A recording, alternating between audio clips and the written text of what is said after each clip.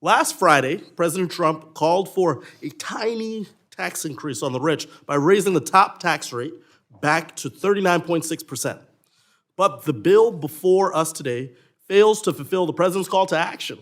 In fact, it makes a lower rate of 37% permanent.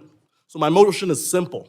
It makes good on the president's request. In his joint address to Congress, the president promised to pass tax cuts for everybody. Yet the bill before us today certainly does not benefit everybody. A household that is barely scraping by, earning less than $15,000 a year, will see their taxes skyrocket by nearly 19% under this bill. That is, in fact, no tax cut. But a millionaire, they will see another $82,000 in their pocket in 2027. You heard right. Republicans will increase taxes on our most vulnerable Americans while making the rich even richer.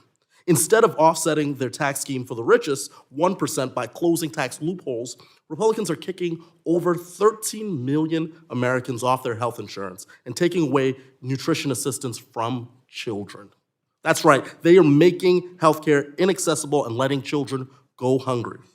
This isn't what the American people need or want. So if Republicans wanted to help working people, they would fulfill President Trump's request to raise the income tax rate for millionaires. They would not be focused on making the rich even richer. Look, my motion is simple.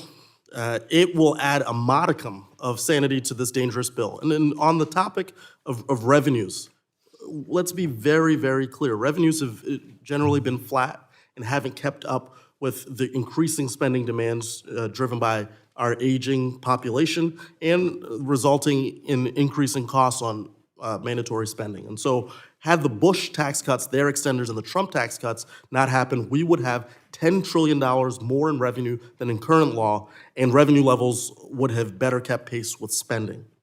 So this motion fulfills a request from the president, but by implementing his proposal to raise the income tax for millionaires. We may be able to agree on this, but it is the case that this motion won't solve everything.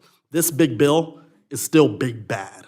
This Republican bill still strips healthcare from over 13 million Americans and puts 1 in 4 SNAP recipients at risk of losing benefits. It's still a betrayal of the American people. But my motion will make this bill slightly less fiscally irresponsible. So I urge my colleagues to fulfill President Trump's wish to make the rich pay their fair share. I yield back.